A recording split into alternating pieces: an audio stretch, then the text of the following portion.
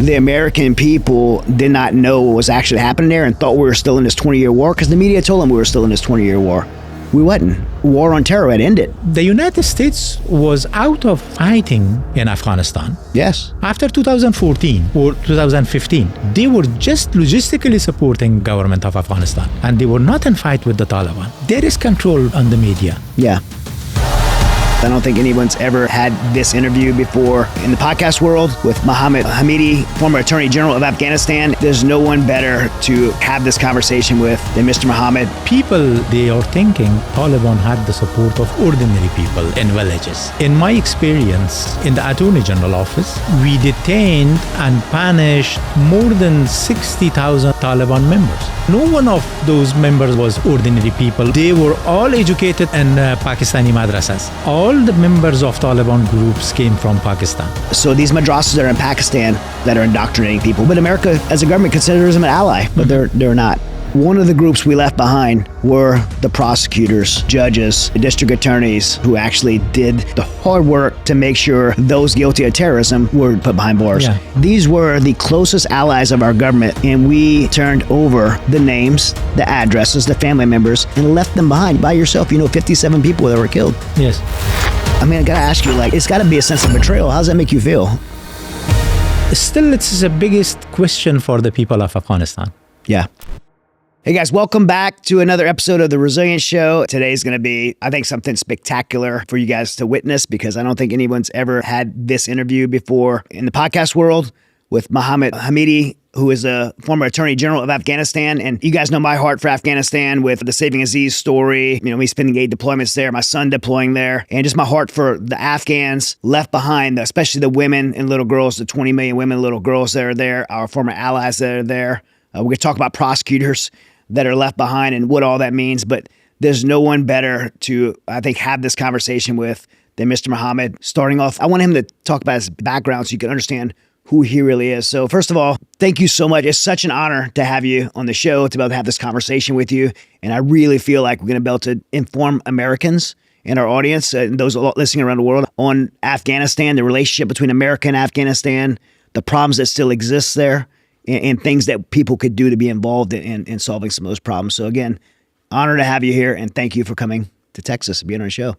Thank you, Mr. Charles, and your team for providing me this opportunity to come here and be in your shoe to speak about the situation in Afghanistan.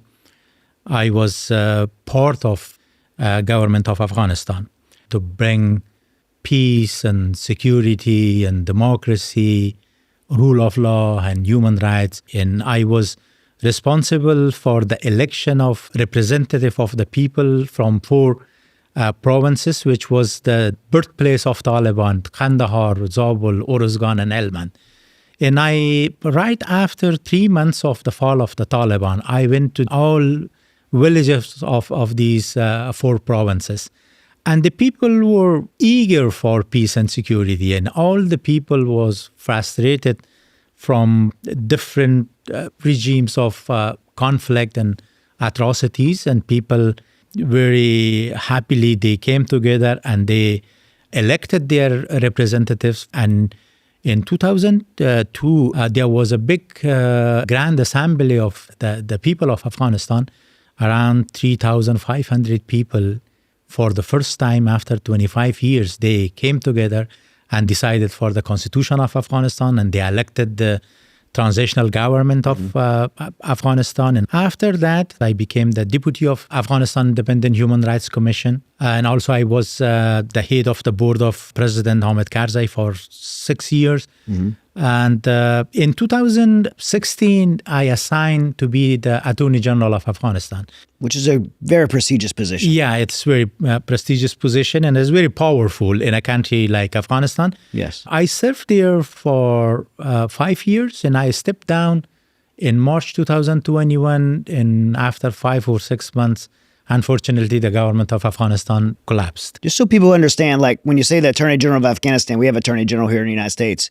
But we also have a Supreme Court. So when you're Attorney General of Afghanistan, you're essentially like the Attorney General plus the Supreme Court, all in one position. Yes, I think in Afghanistan, mostly the jurisdiction of police and some jurisdiction of the court is with the Attorney General office. Yes.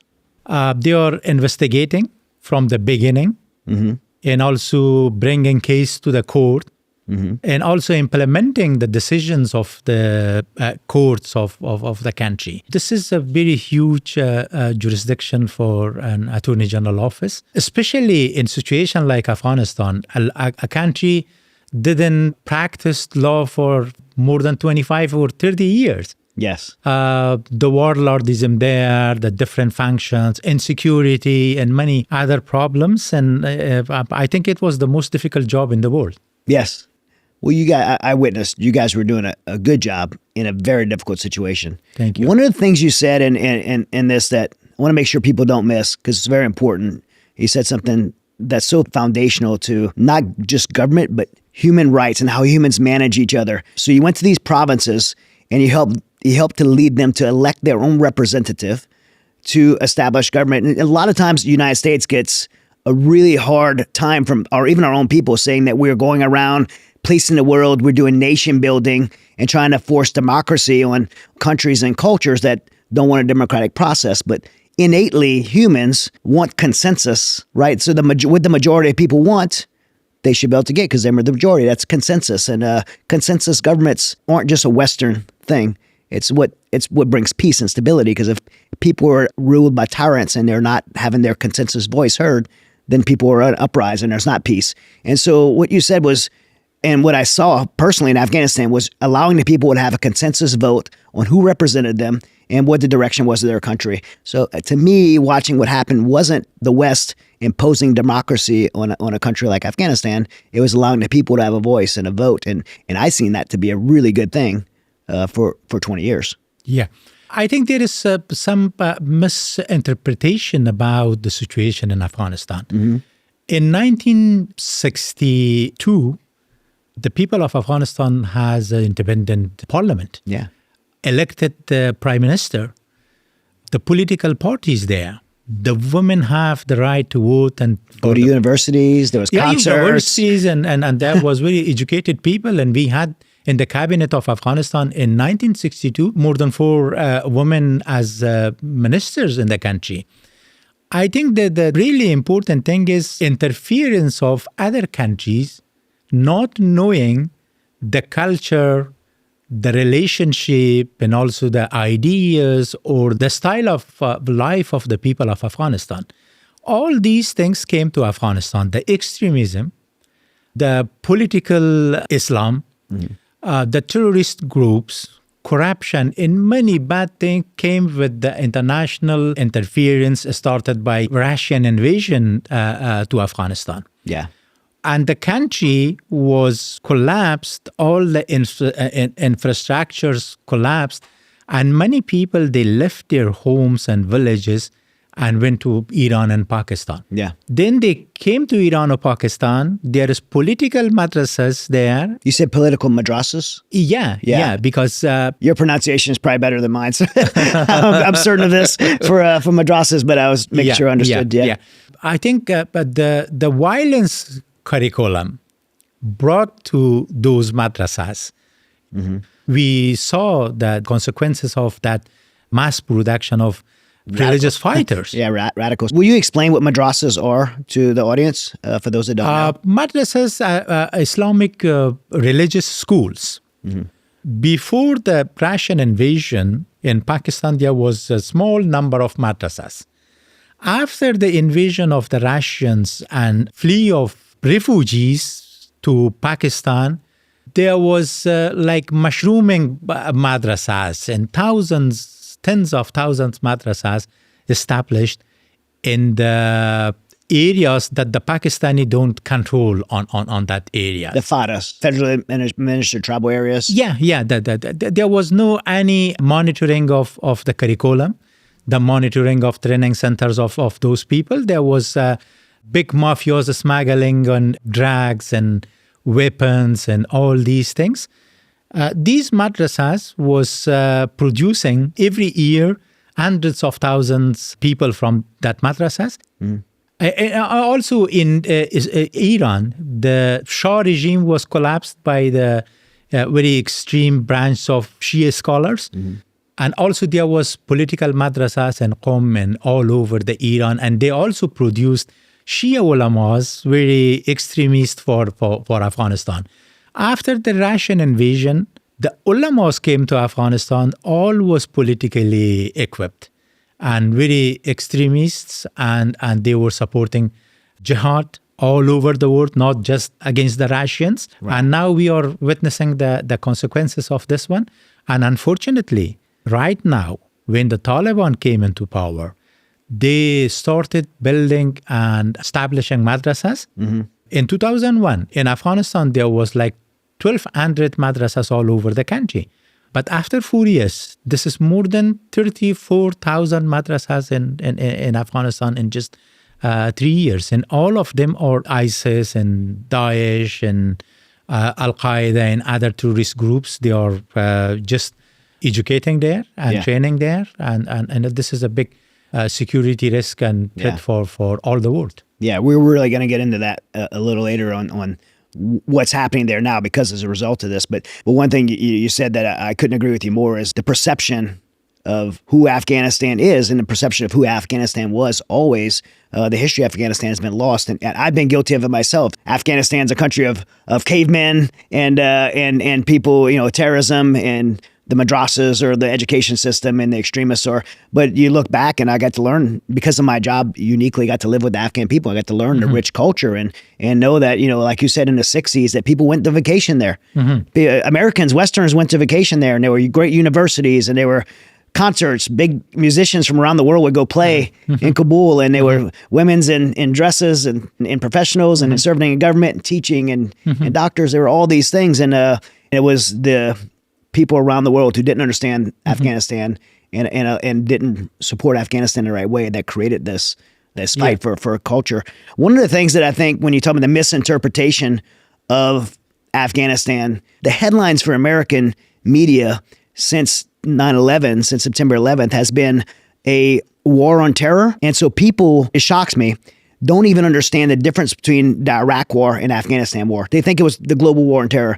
Very different, right? We went to Iraq to overthrow and I don't agree with the invasion of Iraq, by the way, but we went to Iraq to fight against the Iraqi government. We didn't go to Afghanistan to fight against the Afghanistan government. We went to Afghanistan to fight terrorism and to help rebuild the Afghan government, to lock arms with the Afghan people to fight terrorism there. Two very different things. In fact, one is in the Middle East and one's in Southeast Asia. Not even the same culture. The culture is so much different. One speaks Persian, the other speaks Arabic. It's just very different cultures and languages. The problem is very different. So Americans don't even understand the difference between these two wars, much less understand why we're in Afghanistan and the Afghan people. So one of the things I want to accomplish in this episode is really educating our audience on who the Afghan people are, what the Afghan war was about and the Afghan government was about. And then I want to make sure we educate them on what's happening there now and how people can be involved in what's happening now. Good. So I think to do that, let's start off with talking about the history of war in Afghanistan. Thousands of years. Alexander the Great tried to take it. Genghis Khan, the Russians, if you fast forward. But Afghanistan stands. Good guys and bad guys. There's a warrior spirit inside the Afghan people that fight for this land, which has always been a strategic place on the globe. This barren desert of a place where the water runs out of Afghanistan down to Pakistan. And it's still a place of strategic significance that people have wanted for years. And Afghanistan's maintained the ability to keep it. Why is Afghanistan has such a history of war? You mentioned very well the strategic location of Afghanistan. Afghanistan is a connection point between Central Asia, the vast lands of nomads and people there, India, a very prosperous civilization, the Middle East, China. Afghanistan is at the middle of all these civilizations. Afghanistan is like a bridge. Every conqueror or people they wanting to move toward another countries, Afghanistan was the land to cross. Because of that, you can find in Afghanistan the different ethnic groups, different cultures, different languages, and just the one thing people of Afghanistan share, there's the religion of Islam. But culturally, there is a lot of differences at different ethnic groups. This is because all these countries, the Mongols, they wanted to come to India. They destroyed all the civilization of Afghanistan. The biggest cities like Balkh and Herat and Kandahar, Kabul, Bamyan. And also when Tamerlan wanted to go to Middle East, he crossed Afghanistan. The great Alexander also to go to Central Asian countries or to India. Afghanistan was a path of crossing. This was a Silk Route. Yeah. The Russians come to Afghanistan. Afghanistan was not the final goal. The final goal was to the waters of India Sea or to go to India. Afghanistan was not the goal of Russians. Because of this strategic location, Afghanistan was and is a victim of all these wars between the superpowers. We call it like political abortion. No child is getting mature in Afghanistan. We cannot find a civilization stand for more than 80 years in the country of Afghanistan. This is the problem of the biggest problem of the country, and still we are suffering from dislocation. Yeah. Before the Russian came to Afghanistan, Afghanistan had like 40 years of peace during the King Zahir Shah. On that time, the mullahs in Afghanistan, they were spreading the morality of Sufism in Afghanistan, which is tolerance, which is loving each other, respecting other religions and respecting other peoples. And because of that, Afghanistan was a destination for tourists on that time. Yeah. Many tourists was coming to Afghanistan to enjoy the beauty of Afghanistan, the natural beauty of Afghanistan. It's so beautiful. The hospitality of people of Afghanistan. Now the Taliban are all educated from madrassas of Pakistan. Before that, we had madrassas in Afghanistan. They also educated ulamas, very good ulamas in the country. And they are not, even a single of these people are not member of Taliban group. All the members of Taliban groups came from Pakistan. Yeah. Both educated in madrassas. Madrassas in Afghanistan are educating, respecting each other, love each other. Killing of a human is the biggest crime and the biggest sin. Respect the rights of women. Both is religion. But religion in Afghanistan, madrasas in Afghanistan is not politicized. They are not producing people for fighting. They are producing people, ulamas, to educate people about how to respect each other. Hospitality is a Hospitality, supporting each other, loving each other. I think the culture of religion in Afghanistan was, we have a saying, everyone is coming to this house, give them water and food. Don't ask about their religion. Yeah. So I could say, for me, and I'm not sure how much you know about my background, in 8 deployments to Afghanistan, I lived on base for 2 weeks. So I lived with Afghan people. And a lot of times people ask me, how did I survive working alone with Aziz in these remote parts, Jalalabad, Barakut, all in the east, in the mountains? How did I survive doing that? And because Afghanistan is such a hostile place, and Taliban, being in Taliban villages. And the answer to survive was the hospitable Afghan people. Everywhere I went, if I drove through the United States right now and I didn't have a place to stop, I got sleepy on the side of the road. I have to find a hotel. I have to figure out where to. In Afghanistan, you stop and someone's going to open their home to you, and you can go in their home and get rest. And you always know that's available because the hospitable Afghan people. And that's what we did. I didn't realize that at first, but Aziz was like, we'd stop and it'd be someone that knew someone or someone that he didn't even know, and we'd have a home and a place to stay, and the safety of those people would ensure safety for us. And so it was a really eye-opening experience for an American to go there and see this isn't as dangerous as people say. These people are hospitable. There's bad people. The Taliban, there's bad people that would harm us, but the culture in the heart of the Afghan people is primarily what kept me safe working by myself in those remote parts of Afghanistan. Yeah. people in other part of the world, they are thinking Taliban had the support of ordinary people in villages. And because of that, they came to power again, and they fight against international coalition in Afghanistan. In my experience, we in the Attorney General office, at least in past 20 years, we detained and punished legally by the force of the law more than 60,000 of Taliban members. And no one of those members of Taliban was ordinary people or farmers in the villages. No. They were all educated in Pakistani madrasas, because people in Afghanistan, many they are poor, and they have extended families. Yeah. They have a big number of children in their families, and they are sending some of their sons from the childhood to Pakistani madrasas. There is food, there is dress for them, and there is school for them, and they are living out of the family. They don't know about the relationship of Afghans. They don't know about the culture of Afghanistan.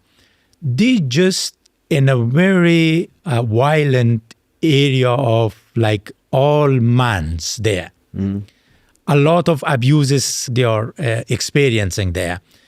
And they are coming like a very rude fighters with no tolerance and no connection with the people of Afghanistan. And with 100% confidence, I can say the Taliban members, they are Afghan physically, but they are not Afghan mentally by education. Like they don't know about the culture of Afghanistan. They don't know about the warm environment of a family. They don't laugh the laugh of father and brother, sister.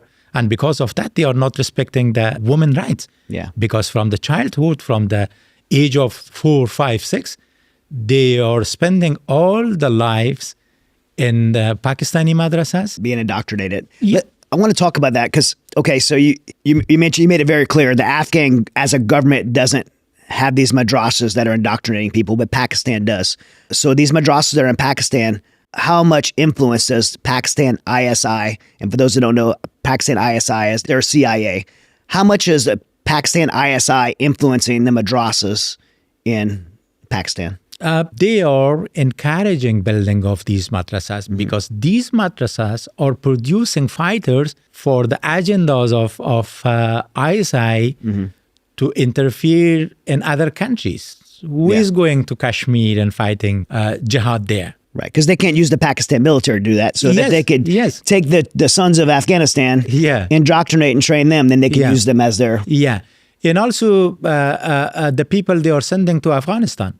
This is a very long fight between Afghanistan and Pakistan. They cannot send their people with uniform. They are just using these people. They are fighting. They are very easy to reach.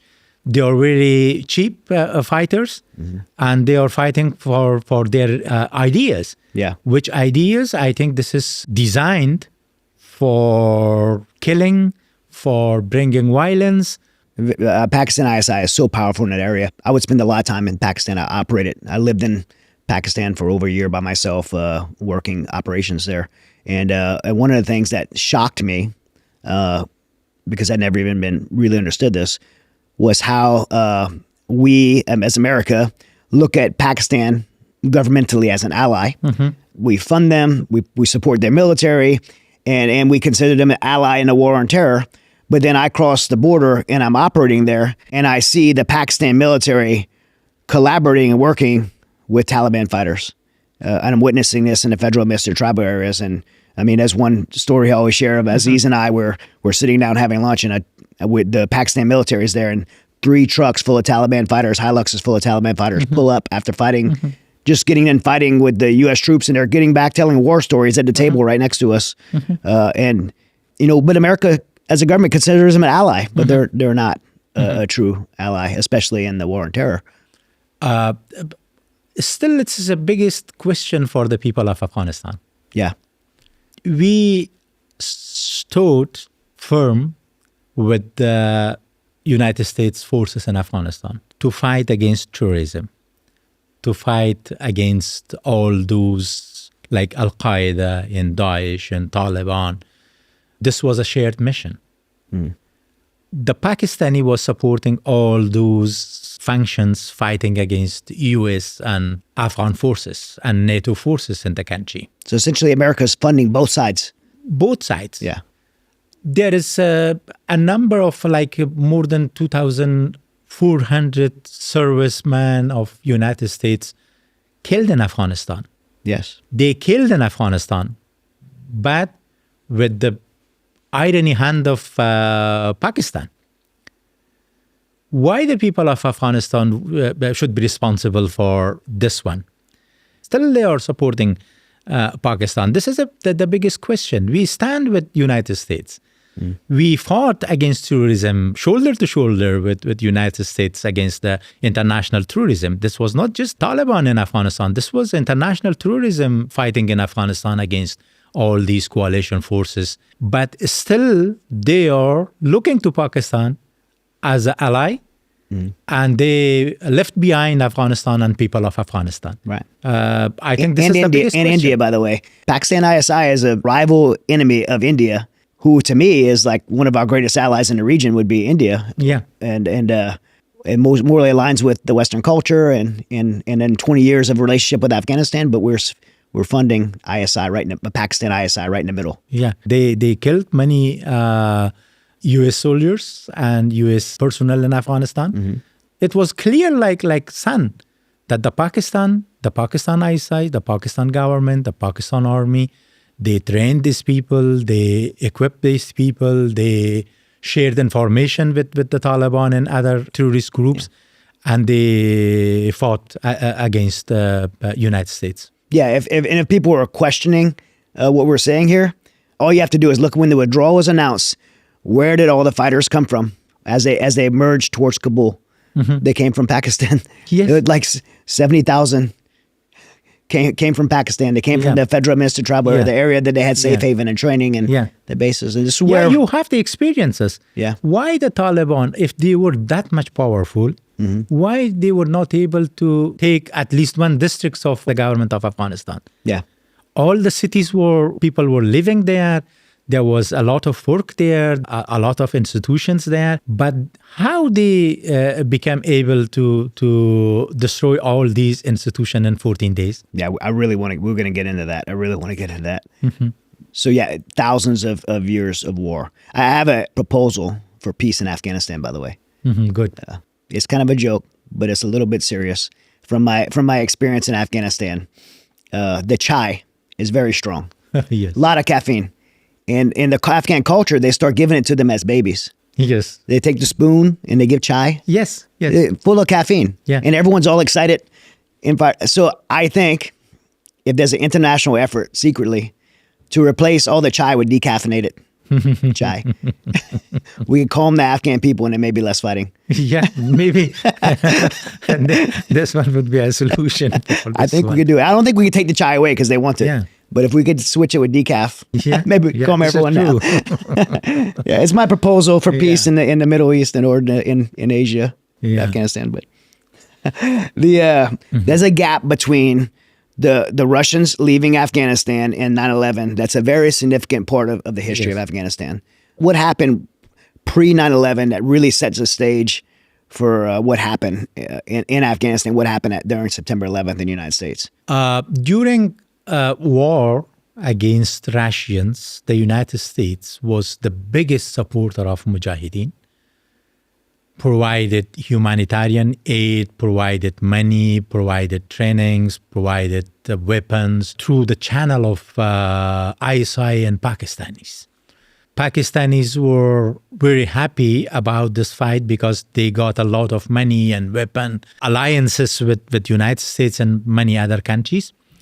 Right after the day the Russians pull out from Afghanistan, the United States stopped looking to Afghanistan, stopped all the assistance to the people of Afghanistan.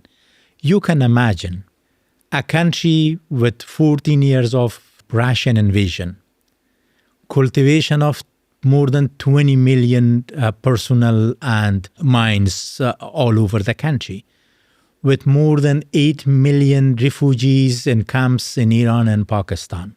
The destruction of all infrastructures in the villages and the cities and the roads, bridges, all the things were destroyed by Russians and also by Mujahideen. The schools, the clinics, nothing was left in Afghanistan.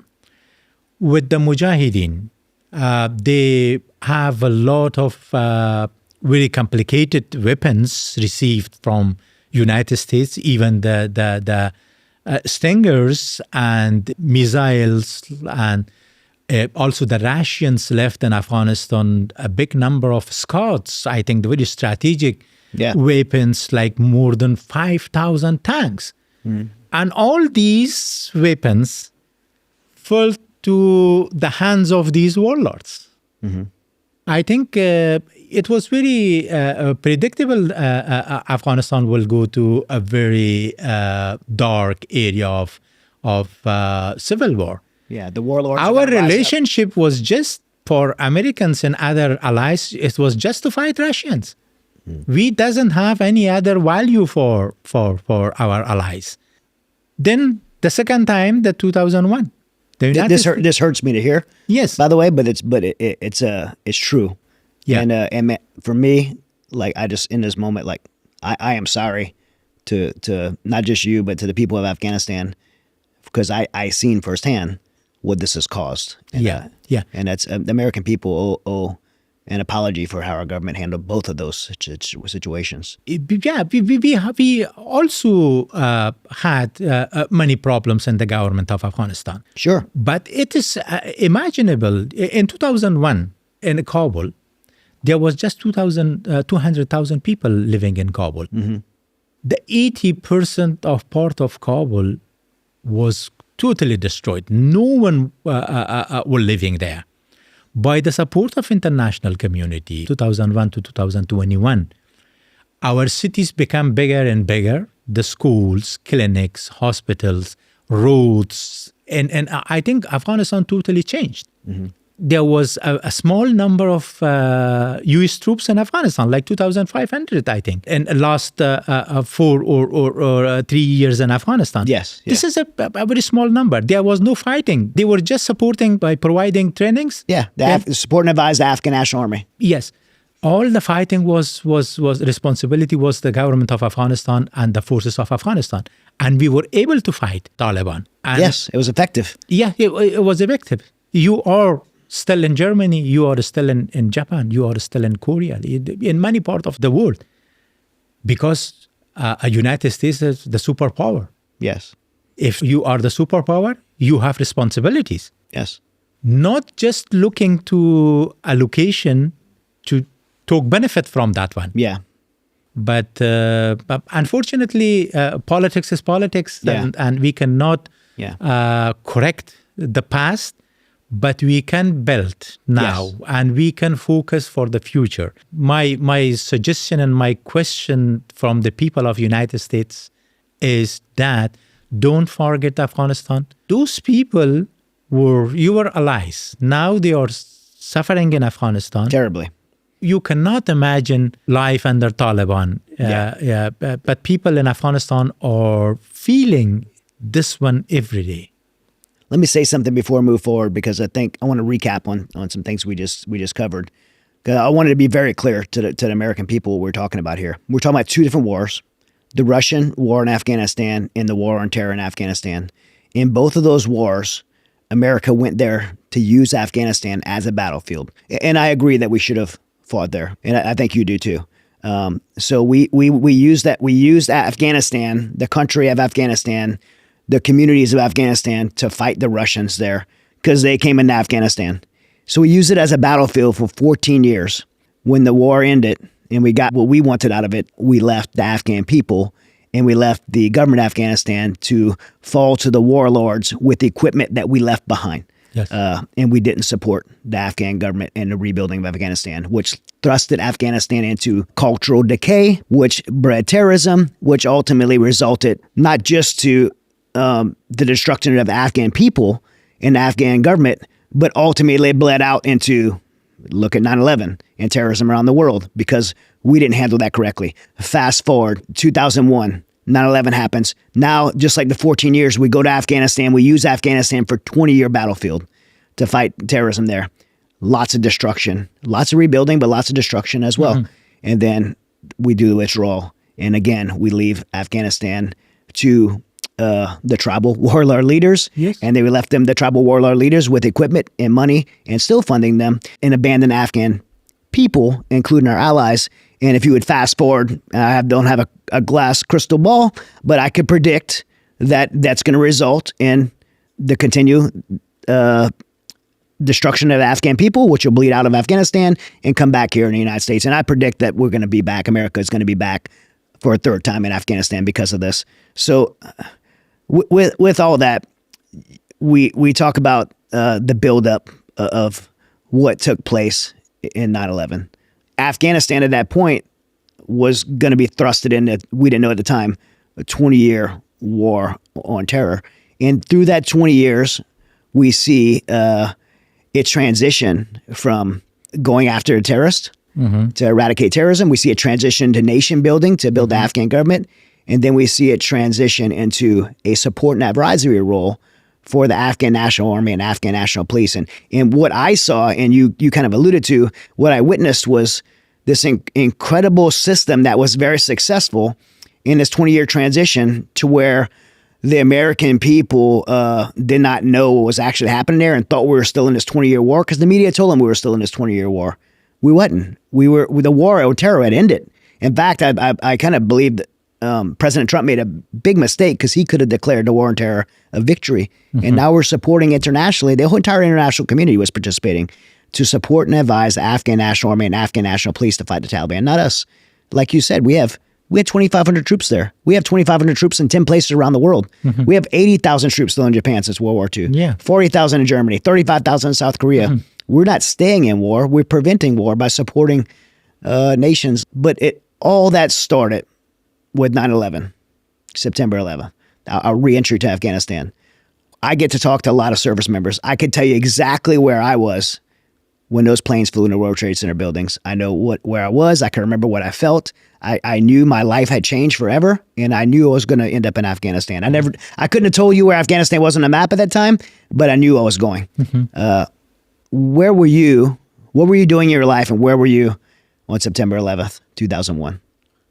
9/11, I was with a small group of my friends, students, because politically, I was living in Afghanistan on that time, but decided to go to Tajikistan, and from Tajikistan to Russia, and through Russia to being a refugee or asylum seekers, because we had problem with the Taliban group on that time.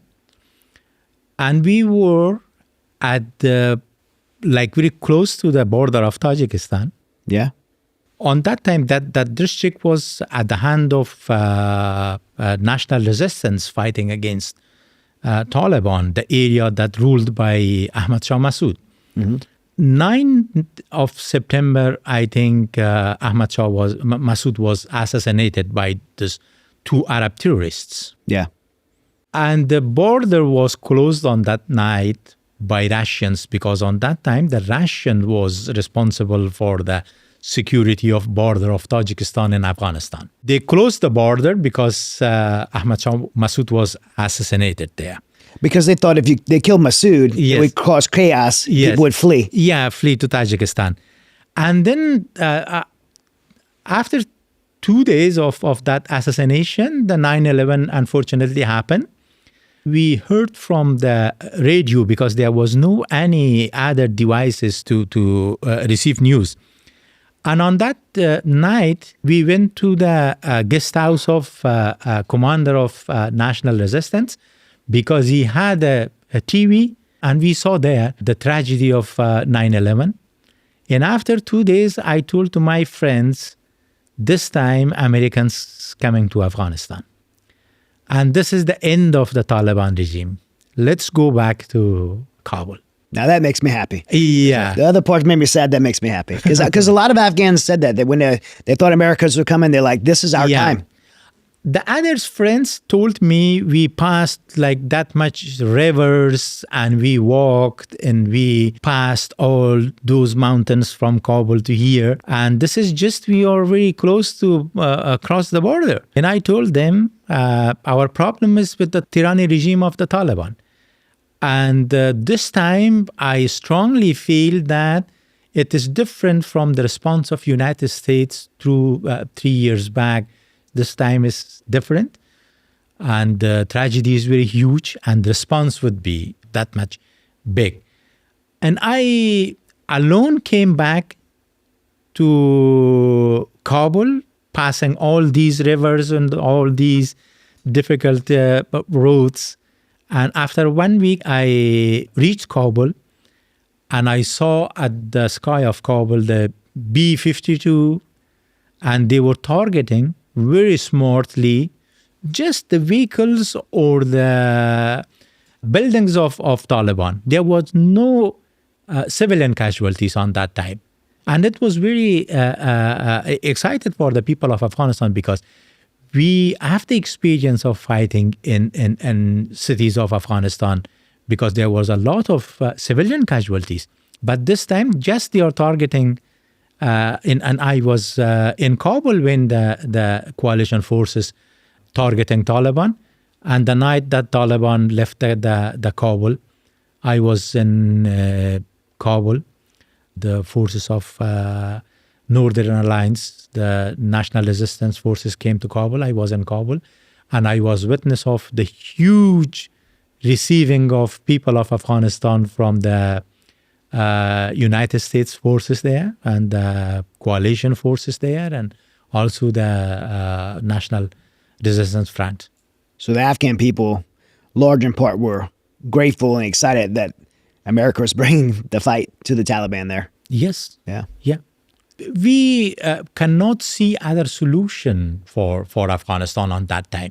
The Taliban have support of Saudi Arabia, the United Arab Emirates, the Pakistan, and they were controlling at least 90% of the territory of Afghanistan. The military force. Yeah, the military forces. Yeah. And the tyranny regime, the violation of human rights, beating people, killing people. This was, and also the starvation of the people of Afghanistan. Yeah. Many children from our family, they became ill because of the nutrition. Yeah. People of Afghanistan was starving day and night. And I felt that. When you see tyranny regimes around the world, the greatest weapons are not guns and bullets. It's food and medicine. Yes. They will use food and hunger as a weapon. You really can control people with food. And so it's very dangerous to provide humanitarian support and humanitarian aid to the wrong people because they weaponize it. I remember that every day I was spending at least 4 hours to just receive 4 loaf of bread. It was not just me. It was the entire nation was starving. When did you see the war on terror in American fight there to go after the Taliban transition to a shift to nation building? Was it early on that America shifted to building the government of Afghanistan? When the 2001, the Taliban left the cities. And really quickly. Yeah, very quickly. Yeah. There was just some food supports provided to the people of Afghanistan. Roads was opened for moving tracks, and because before that many road was blocked, and there was mines and there was many other things. The government of Afghanistan started receiving some money or some donations from international community. And there was some works of like quick results works, like building small roads and building small clinics and on these things. The people of Afghanistan at that time, for the first time, they were very happy about the security. about ending fighting. And then after 1 year, the government of Afghanistan was able to work with the international community, and there was programs for institution building and nation building. From 2002, at the end of 2002, we were witness of a lot of support in different areas because each country had a responsibility of a province of Afghanistan. And also the sectors was divided between these countries to support the sectors, like judiciary system was supported by European countries and also with the Italy.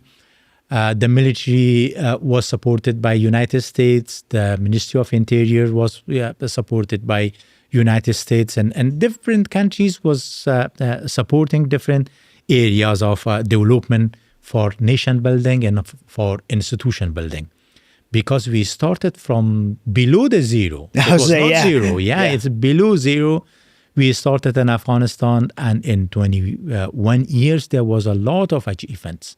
I think it was it 2005 when Karzai won the election? Yes. Yeah, I was there for the election. It was such a big deal. Yeah. The Afghan people really believed they had a vote. Yeah, the turnout was very huge, and I think it was more than 90%.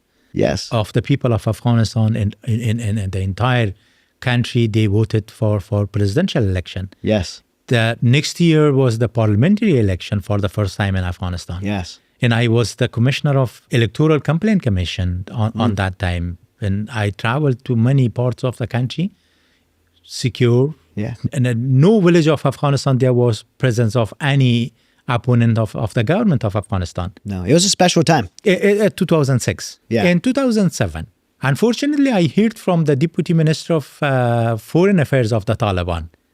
He said 4 months ago, we started negotiations with the United States in 2007. If it is true, where these people were in Afghanistan in 2007? In 2007, Taliban was not even in a single village of Afghanistan. So you're saying the United States started negotiating with the Taliban back in 2007?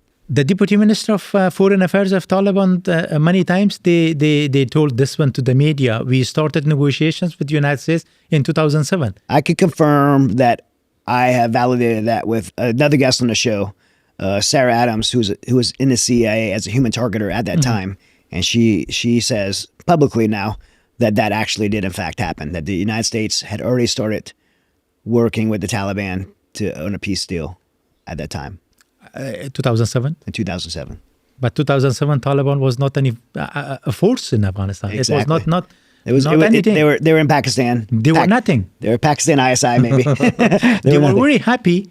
At least to the government of Afghanistan allowed them to live in peace. Yeah, it's crazy to me that conversation actually even existed because, like you said, the Taliban shouldn't even had a voice. Yes. At that time. Yeah. During this transition of building the Afghan government, one of the things that took place was a judicial system, which is really important for our conversation because a lot of people would think, look at my job in special operations. My command goes and catches a bad guy, top 10 Taliban guy. We didn't capture him and throw him in military jail, which, because we were not at war with Afghanistan. We were supporting Afghanistan, working with the Afghan government. So if my command would go capture a key Taliban leader, we didn't throw him in a military jail. We turned him over to the Afghan government. Yeah. And the Afghan government had a process. In fact, a democratic process too. This guy got a defense attorney. There was a prosecutor. There was a district attorney and a judge. And the guy actually had, even as a due process. Yes. And then if he was found guilty, he went to jail. Yeah. This is not a wartime, what people would imagine, wartime military prison scenario. This is a democratic process that you guys built and put in place. You can look at the United Nations report in 2019. They told the situation of prisons of Afghanistan is improved and the number of torture reduced for the first time in Afghanistan. It shows that the Afghanistan government was a responsible government and the judiciary system of Afghanistan was able to control all these allegations of torture and provide due process fairly and independently to the people of Afghanistan, even those who were fighting against the government of Afghanistan. Yeah, I would say, and I've been to lots of countries, I would say that Afghanistan, during the time that I was there, I seen it develop into a more fair justice system than in some first world countries I've seen around the world. That actually treated the Taliban actually with due process, which I was shocked by learning and seeing that play out. But America worked against itself again, because some of these guys went to Bagram jail, Yes. some of them went to Palacharki jail, and then we sent to some foreign jails like obviously Guantanamo Bay, Gitmo, and then Saudi Arabia had a jail. And then 2011, we see President Obama come in and do a large release of Taliban prisoners that went through the due process of the Afghan government, ended up in the Saudi Arabia jail. President Obama, almost said Osama. I kind of mix it up sometime. President, we'll figure out what team he was on, right? President Obama releases a large group of Taliban prisoners from Saudi Arabia back in Afghanistan. How much did you, as Attorney General, and how much did you have to deal with that? People that you guys worked hard as prosecutors putting in jail, and then foreign governments releasing them. In 2019, when the Doha deal signed between the United States and the Taliban, they mentioned this one release of 5,000 Taliban from the detention centers of the government of Afghanistan. I think this was a political deal between United States and Taliban, and also they put pressure on the government of Afghanistan to release those people. And one of the criticism from the people of Afghanistan was toward the judiciary system. I was asked many times why you released 5,000, because it was not my jurisdiction. My jurisdiction was to put these people behind the bars and punish them according to the laws of the country. But this was a political decision from the president of Afghanistan. And according to the Constitution of Afghanistan, this is the jurisdiction of the president of Afghanistan.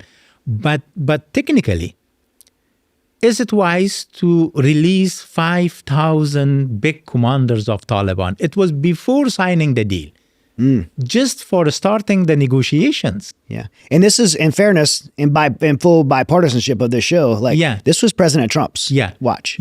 My opinion and my suggestion to the government of Afghanistan, and also in meetings with the United States envoy, my suggestion was the government of Afghanistan can release this 5,000 as a result of the process, the peace negotiations, not before starting the negotiation. Before starting negotiations, before starting anything, they agreed to release 5,000 Taliban, and the government of Afghanistan forced to release these 5,000. You have no control as the Attorney General. But I doesn't have any control on that one. The president of Afghanistan issued a decree, and the implementation of that decree was responsibility of the Office of the National Security Council of Afghanistan. And just the Attorney General office was providing information about those names, whereas that person there. And even because of corruption in the Taliban side, they put names of at least more than 700 drug dealers, big drug dealers. They were not tried by the government of Afghanistan as a member of Taliban. They tried and punished by the government of Afghanistan because they captured red-handed with tons of drugs. And they were in jail. But the Taliban put their names to the list of the Taliban, and they released this 700 drug dealers. Well, because drugs is money, and money fuels terrorism. So again, you got multiple administrations participating in this. You got President Obama, President Trump. But one of the things that I think we've seen in Afghanistan that I could give President Trump credit for was the rules of engagement for the United States military that really pushed the Taliban back to stop fighting. As a prosecutor overseeing the laws of Afghanistan and the counterterrorism efforts of Afghanistan, did you see a big shift from President Bush, President Obama, President Trump with the aggressiveness of the Taliban Because for me, I look at statistics and when I see the rules of engagement of how the U.S. military is allowed to fight, I see the numbers of one of the things I look at is the numbers of U.S. troops injured and killed was much different between those administrations. And President Trump, I felt like had allowed the military to do their job with strong rules of engagement that really kept the Taliban out of Afghanistan. Is that your same perspective? Yes, but I'm not speaking about the politics of United States, the internal politics of United States, but there is some mistakes. Mm-hmm. It's big mistakes. Happened in Afghanistan, and this would be a big lesson. When the Obama administration announced to double the number of forces in Afghanistan, mm-hmm. in the same announcement, he told, we will withdraw these people after 2 years. Mm. This was not a wise issue. If you are doubling your troops and just announcing to the enemy, we are doubling our troops, but without seeing the result of this doubling troops, we withdraw our forces after 2 years, the Taliban can wait. Sure. Because they doesn't have watch to see. They have time. Why you are announcing we are withdrawing most of them after 2 years? Yeah. This was a mistake. If we were doubling, it on that time, the pressure on Taliban was very high. If the Taliban was nominating a person as a governor of a district or a commander of a district, the United States forces and also the government of Afghanistan were able in 72 hours to capture or kill that person on that time. Yes. But after the pulling out, Taliban have the patient, Taliban have the strategic tolerance. And the other issue, this is a question. I want to raise it here. If the United States wanted to withdraw from Afghanistan, the legitimate government in Afghanistan was the Republic of Afghanistan, elected by the people of Afghanistan.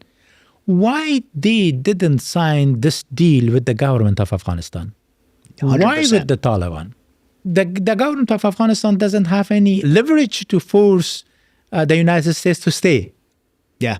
It was between two legitimate governments. You can support the government of Afghanistan providing money, providing trainings, providing weapons, and we are going back to our home. Then the government of Afghanistan and the people of Afghanistan would say, thank you. Now we are able to defend our country. This is the number one question that I've asked on mainstream media, that I've asked the politicians, that no one will not only can answer, but will even dare to answer. We're talking about the United States government allying with the Afghan government for 20 years, that government that we helped build and put in place. Then after 20 years, they lied to the American people and to the international community to say, we're in a 20-year war, we're in an endless war, we need to withdraw from the war on terror, which was already won. And that withdrawal was of 2,500 troops that, again, we talked about earlier, was strictly in place to support and advise the Afghan National Army and Afghan National Police. The entire international community was participating in doing that, and it was working. It was effective. And we did not have to withdraw. As we mentioned, we have troops all over the world. We did not have to withdraw. We should never have withdrawn. Afghanistan is the most strategic place in the globe between Iraq, Iran, Russia, and China. Why would we give that up? And if we were to give that up, then why would we not hand it off to the international community and to the Afghan government, the duly elected Afghan government by the Afghan people that we helped build and put in place for 20 years? Why would we not hand it off to them and instead, behind closed doors, absent of the Afghan government, absent of the international community who was never informed, why would we, the White House, give the government to our enemy of 20 years? It makes no sense. Yes. And no one answers that question. The mainstream media won't even ask that question. Why do you think that question's not front and center? It's the most important one. There is control on the media. Yeah. Afghanistan eliminated, unfortunately, from the media after the withdrawal of forces from Afghanistan. Yes. There is a lot of questions should be asked. One of the questions is this one. Some months ago, the spokesperson from the State Department told that still the United States think that the Taliban is a terrorist group. Yes. how still they are a terrorist group and you sign a deal with this terrorist group? The Doha Agreement says that they can't allow terrorism in Afghanistan. Yeah. But they are a terrorist group. Yeah, Afghanistan was not a small issue because right after withdrawal from Afghanistan, the entire world is now insecure. Why the Russians didn't dare to attack Ukraine before the withdrawal of the forces from Afghanistan? Russians would never have invaded Ukraine Yes. if it would have been for the Afghanistan withdrawal in the way the Afghanistan withdrawal happened. And then if the Ukraine was not on that situation, I think the Middle East was not that much insecure and dangerous place. You're correct. Because Afghanistan, the strategic location of Afghanistan, and especially standing with allies, make superpower more powerful. And it makes you trustworthy. Yes. I mean, your word means something, even in government. Yeah. And it makes you trustworthy. Yeah. And look, And also, just one issue. The United States was out of fighting in Afghanistan yes. after 2014, I think, Yeah. or 2015. They were just logistically supporting the government of Afghanistan. Yes. And they were not in fight with the Taliban. And this is what I think was a disservice of the media and the White House and all administrations, by the way. President Obama said it'll take generations to get rid of al-Qaeda. President Trump did it in 5 months. His position to Taliban really, I think, really stopped the Taliban from fighting in Afghanistan. And I believe politically and ethically, he should have said, I declare the war on terror a victory. We won, but we're still going to stay there and support the Afghan government we put in place and the entire international community. And so when the election was over in 2020, President Biden takes office, he immediately wanted to get out of Afghanistan as fast as possible. And it makes me question the motivation for the speed and hastiness. You look at a country like Iran, who wants to get sanctioned oil from Iran to China, but they can't get sanctioned oil from Iran to China with the U.S. military there.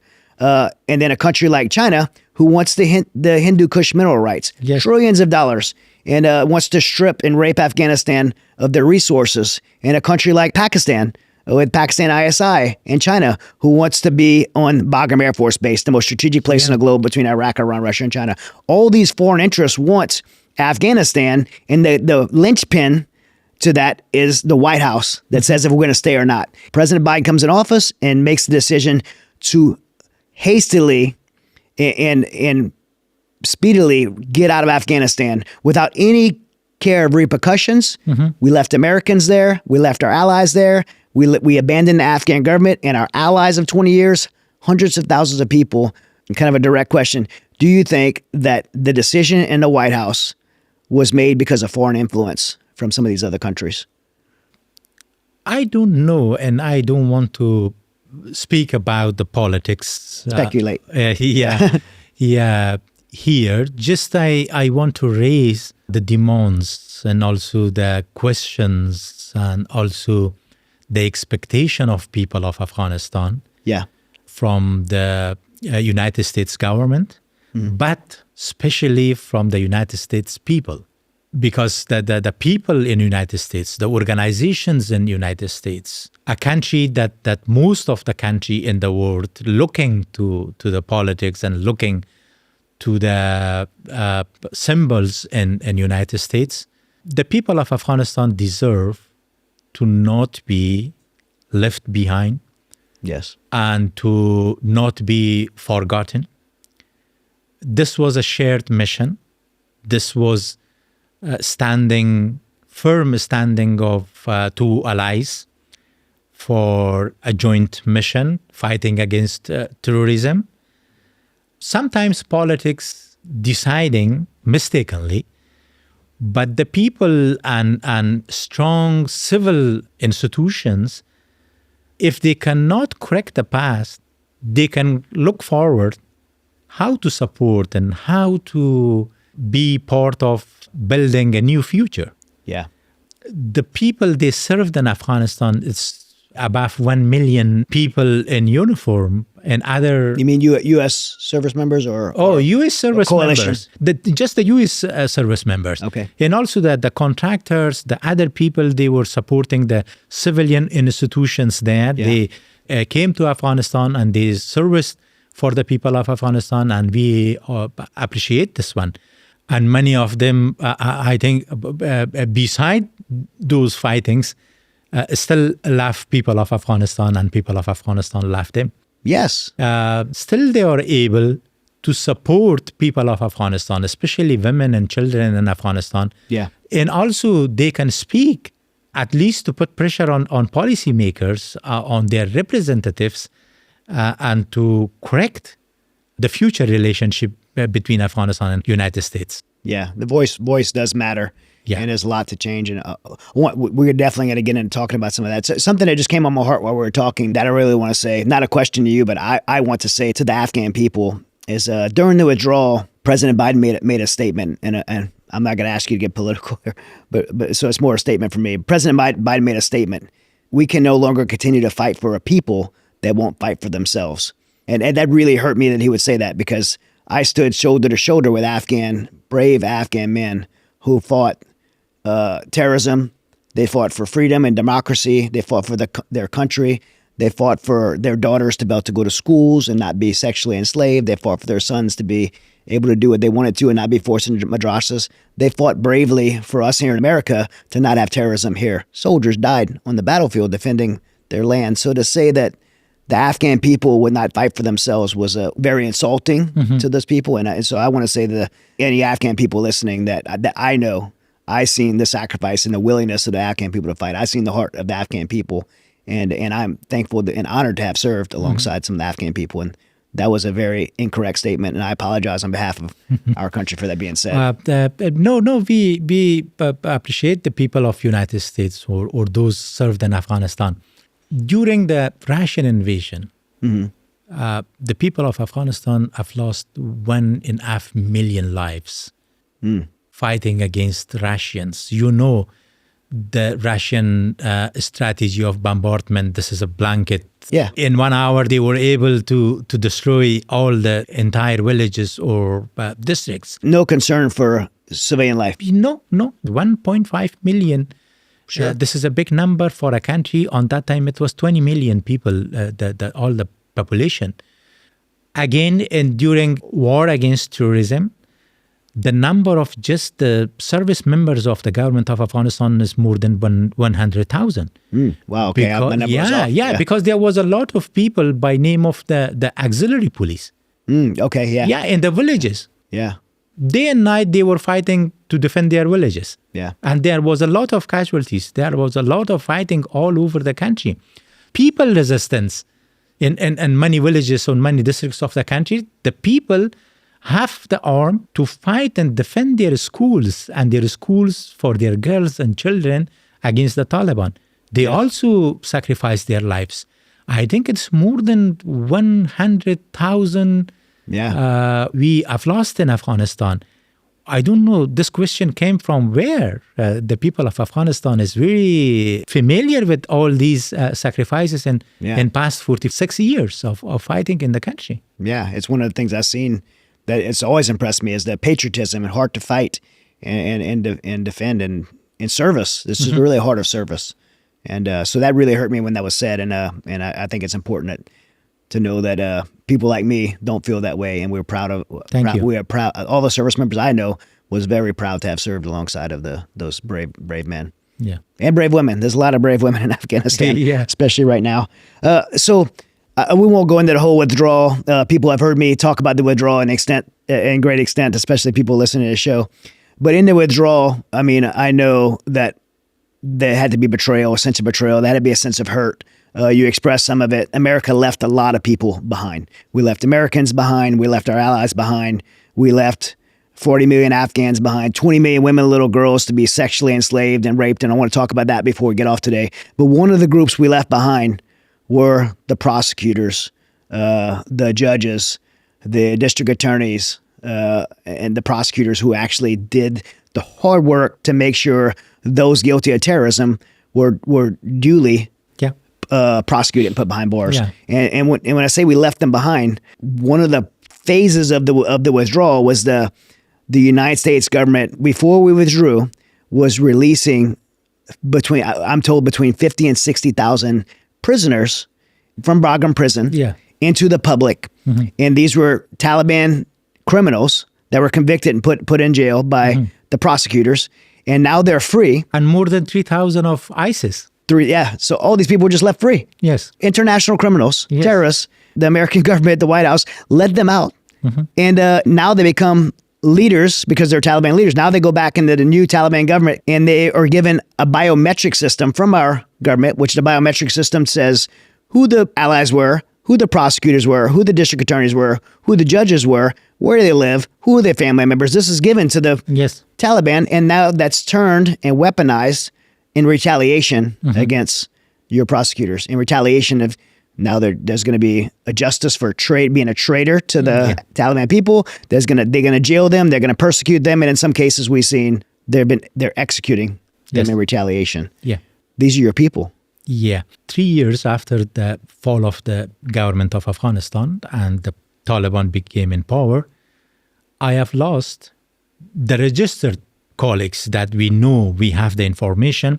I have lost 57 of my prosecutors. We say lost, killed. Killed, yes. Many tortured and many arrested, and many of them still hiding. In many other people, they left the country and they are starving and in a dire situation in Iran and Pakistan, face deportation. If they are deporting these people, there is the biometric system, and the Taliban at the border, they can know that person was a prosecutor. And a big number of security forces, when they deported from Pakistan and Iran, the Taliban killed those people because of this biometric system Taliban have, and easily they can find people from the previous government in Afghanistan. The prosecutor was the nearest and closest ally of the fighting against terrorism in Afghanistan. Yes. With the U.S. forces. Till 2012, the background detention facility was leading or managing by the U.S. forces. And after 2012, it became to the control of the government of Afghanistan. And I'm sure that during fighting against terrorism, if you capture Taliban red-handed with guns, with ammunition in the battlefield, they referred those dangerous people to the Attorney General office. Yes. And the Attorney General office was investigating, collecting information, document, and all those things, and bring these people to the justice. And they were sentenced to jail by the judge of Afghanistan. When they released, they started searching for, especially for prosecutors. They hate the name of prosecutor. In Afghan word, we say Saranwal. They hate the name of Saranwal. They hate the name of prosecutors. Because of that, the first decision of the Taliban to dissolve the entire organization of Attorney General Office. Now Taliban doesn't have any department by name of Attorney General Office. They refer the jurisdiction of Attorney General Office to the police and also to the court. And they ask all imams of the masjids and also the people in the community to register the names of people they worked for the government of Afghanistan, in especially the prosecutors.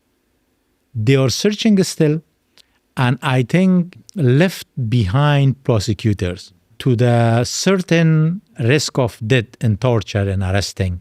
Yeah. I don't know, this was a mistake, this was a deliberate decision, this victimized, and this put all these, my colleagues, especially prosecutors, and female prosecutors. Yes, especially. They are in a dire situation, they need immediate support, but still we are in a problem of getting support from the government of United States. But here, some institutions, they are working for supporting or providing opportunity for safe passage or safe resettlement of prosecutors.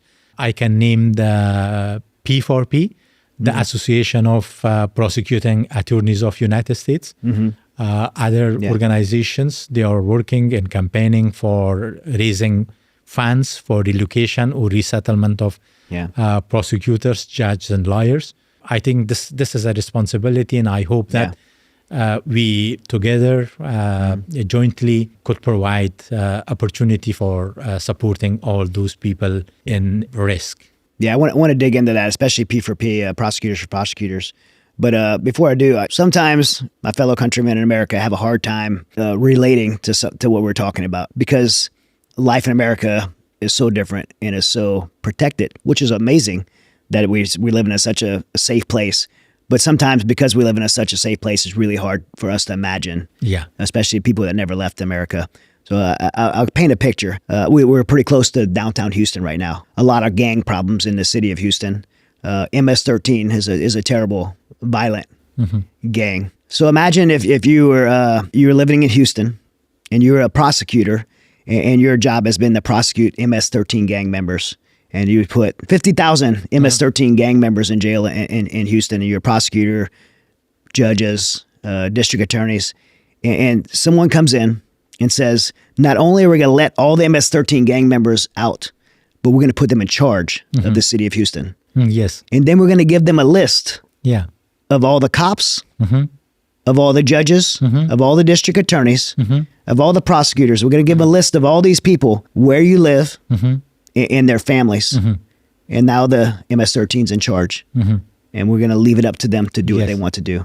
That's what's happening in Afghanistan right now. I just think, I got to ask you, these were the closest allies of our government to prosecute the terrorists in the war on terror. And we turned over our ally to the enemy and gave them the names, the addresses, the family members, and left them behind. You said you're by yourself. 57 people that were killed. Yes. It's got to be a sense of betrayal. How does that make you feel? Like a really sad situation. Every day, if I'm looking to my WhatsApp or messages or Messenger, there is a lot of emails. There is a lot of texting, voice messages. Begging for help. Oh, begging for help. Yeah, I get them too. And I was responsible for that organization for 5 years. And I recruited a lot of them to be prosecutors there. The female prosecutors, especially. When I became Attorney General of Afghanistan in 2016, the participation of female prosecutors in the entire organization was below 3%. And we designed a program of recruiting or accelerating the participation of women in the organization. We started a program with the financial support of U.S. Embassy in Kabul and financial support from USAID. And we designed a program of internship, and after training of them for 8 months, we recruited all these 250 female prosecutors in 2018 to the Attorney General office. And they were responsible for investigating the cases of violation against women in Afghanistan. And they put in jail many of those violators after this collapse of the government, all those left behind. And we trained them and we recruited these people by the financial support and political support of U.S. Embassy in Kabul. Even at the inauguration of these, graduation of these people, and recruitment of these people to the Attorney General office, it was coincide with the visit of the Justice Minister of United States. And we both, me, the Ambassador of United States, and the Minister of Justice, 3 of us in the United States Embassy, we inaugurated the recruitment of these 250 female prosecutors. But all of them left behind with a certain risk in Afghanistan. The last incident that there was a suicide attack in front of the Attorney General office in Kabul, it was 3 months back. I lost 28 of my colleagues. And I personally knew more than 20 of them. And I was recruited these young, talented prosecutors to the Attorney General office. This was a very sad moment for me to see the pictures and see the names of my colleagues killed in Kabul.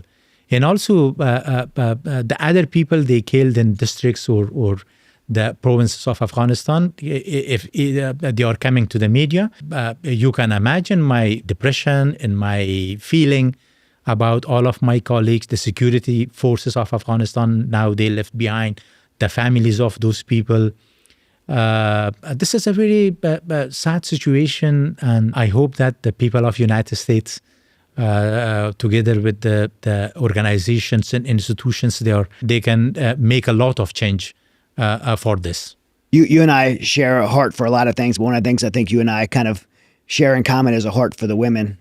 I know you fought a lot for the women's rights. My heart just aches for the women of Afghanistan. But I can imagine knowing the Taliban to be prosecuted by a female for a crime against a female. Yeah, is like the amount of hatred the Taliban must have for them, and then to be given the authority to retaliate. And one of the things we see is the sexual abuse and rape and torture. And my heart just breaks knowing that some of these women prosecutors are being handed over, and many of them, sadly, have probably not just been killed, but tortured through sexual abuse and rape and those things. And that's just horrific to even imagine. Mm-hmm. One of the things that you said that really resonated with me today was, you said it several times, is we can't change the past. Yes. But we can change what we do in the future. I wish I could go back and undo what America did in that withdrawal so bad. There's so much hurt and so much damage that has come from it. In fact, one of the things that hasn't happened in the past, but is still happening, is we're funding this stuff. American taxpayer dollars are giving the Taliban $87 million a week to fund this stuff. So it's not just about the biometric system; it's still ongoing. And I wish I could do something about that. I could speak about it. I could contact my rep about it. I could go to Congress and pound the table about it, and I will. I will do that. But one thing that everybody listening could do is the same. You could contact your state representative, your congressional representative. You contact Senate, and you could say, I am not okay with my U.S. taxpayer dollars going to fund the Taliban to use this money to continue to institute terrorism and terrorizing these people. Another thing that we could do is get behind causes like a cause that you're involved in, which is the prosecutors for prosecutors. Yes. That's where you and I met. For those listening, the district attorney of Baton Rouge, his name's Hiller Moore. I was really surprised by the fact that Hiller Moore is a Democrat, which I really, it was very encouraging to me to see bipartisan partnership in this. It was a kind of very bipartisan room. It was unified coming together. I love seeing that. Yeah. But he is an amazing man. Yeah. And he has a heart for the prosecutors in Afghanistan being left behind. And he led an effort that we raised hundreds of thousands of dollars that night. I think it was maybe like between $300,000 and $400,000 that night. Is that right? Yeah. And so this prosecutors for prosecutors effort is to say, hey, we're not okay with them being left behind and being persecuted and executed for doing their job in the justice system. So we need to petition the State Department to do the right thing, Secretary Blinken, whoever's in that seat, to do the right thing and get humanitarian visas to get these prosecutors out of Afghanistan and hold the Taliban accountable. Say, you will not persecute these prosecutors, district attorneys and judges. You will not persecute them, and you're going to let them out because, by the way, they want humanitarian aid, right? That we have leverage over these people. Why not? Why are we not using it? So I think it's very important that the American people participate in this, because this is an effort that goes just in line with this, doing the right thing, humanity. And we can't change what the governments did, but we could change what we do and how we take action at people. So how can people get involved in that? There is a lot of opportunity in the United States for the people. The Constitution and also the institutions here. First of all, I urge or I suggest to the attorneys of every district of United States, your colleagues, your friends, your classmates in Afghanistan, the prosecutors, are in a very dire situation. Every day they are facing with death and torture risks in Afghanistan. You can use like the initiative that the Baton Rouge district attorney did, I think last month was, or this month? Last month, yeah. It created a big hope for the prosecutors of in Afghanistan.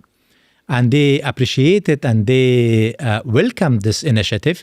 And I think this initiative could be done in every district of the United States. Yes. The people, they can send letters, emails, messages to their representatives in their states. I think they can send and ask from the Senate and from the Congress of the United States to pass the bill for Afghan Adjustment Act. Okay. This one is very important for supporting your allies in Afghanistan. And the Association of Prosecutors, we can do together a lot of work if we decide. Yeah, I think so. I think there's a lot to be done and a lot we could do. And I thank you for your voice on this. Sometimes people leave a dark valley and they're like, I'm out. I'm safe. I'm here. I got my kid here. And then you kind of move on with your life, but you're continuing to not forget your team and your people who are back in Afghanistan suffering still. And I appreciate your heart, and it says a lot about who you are. And appreciate you being here on the show. Thank you and sharing this. It's amazing. Yeah, thank you. And you're raising voice and providing this opportunity.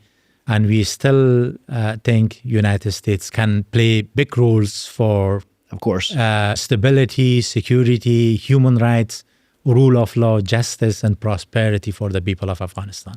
Hey, and anybody listening, even if you can't do anything physically, even if you don't, at minimum, pray for these women in Afghanistan. 20 million women and little girls are being left behind. Many, if not all, are being sexually enslaved. Little girls as young as 9, 10 years old being sexually abused, and women, who went from being prosecutors and judges and doctors and teachers, or not even allowed to do those jobs anymore.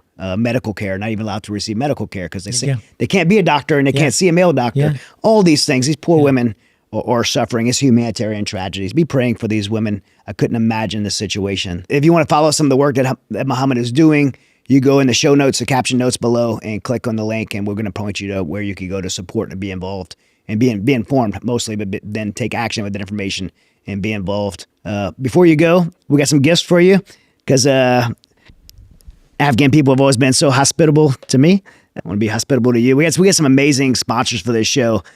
Smith & Wesson Firearms, Vortex Optics, Allied Wealth Management. We got BioPro, which is a supplement company, BioAccelerator, Holy Water, Gator Sunglasses, and a good one. Yes, some amazing stuff. And one of the things that we do in the show is we support America's military and first responders through the Mighty Oaks Foundation. We even support some allied nations around the world through that effort. So we start off, we have a swag bag. You don't have to open it now, but it's loaded with books and T-shirts and caps of Mighty Oaks Foundation. I know we had our holy water here. If you want to look in it, you can. Let's see. Can I? Yeah, you're welcome to take it out. Yeah, it's very beautiful. Yeah, this is our foundation. Yeah. And by the way, we have a program for all the interpreters. So all the SIVs, especially memory visas that come back, Mighty Oaks realized that they couldn't go to the VA. They didn't have a program to go to, so we started a program for them. Yeah, that was good. Thank you. Yeah. Thank you for all of your efforts and all of your work. Absolutely. So we have a BioPro's a supplement. I'll explain more about this supplement that we do. Here, yeah. What's that? Oh, it's like Christmas morning here. Yeah. Can I? There you go. Thank you. Let's see. Since you got that on, I'll give you the glasses. Let's see. We got some. These are the Gator sunglasses. Thank you. Yeah. Those are really good glasses. Wow. They're really good if you're in Afghanistan and have IED, but we're not gonna. You're not gonna go back there. So. No, I'm going back. Thank you. They're good. They're ballistic lenses to protect your eyes. Yeah, it's a good one. Thank you very much. Absolutely. So this is a BioPro's a supplement. If you exercise at all, it's a really good supplement. It's really good nighttime one for sleep. Okay. A lot of our guests on the show love this product, and so we'd love to hear what you think about it. And then we have this may seem abnormal to some people watching. This is not the first time that I gave an Afghan a gun.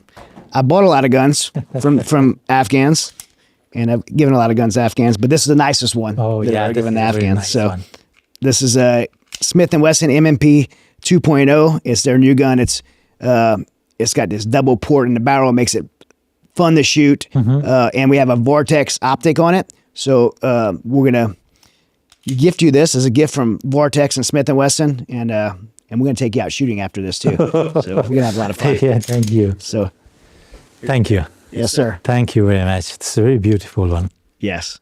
Yeah, it's very beautiful. Absolutely.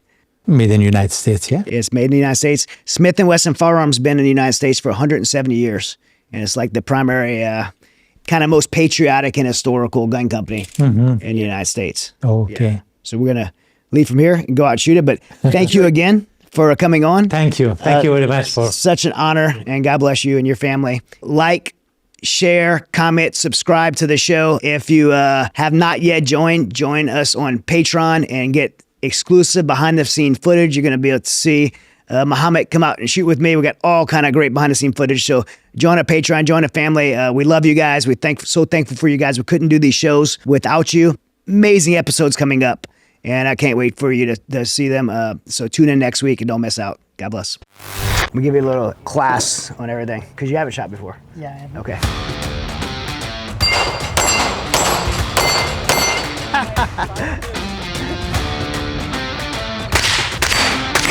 It's very good. What are you hearing from Afghanistan right now?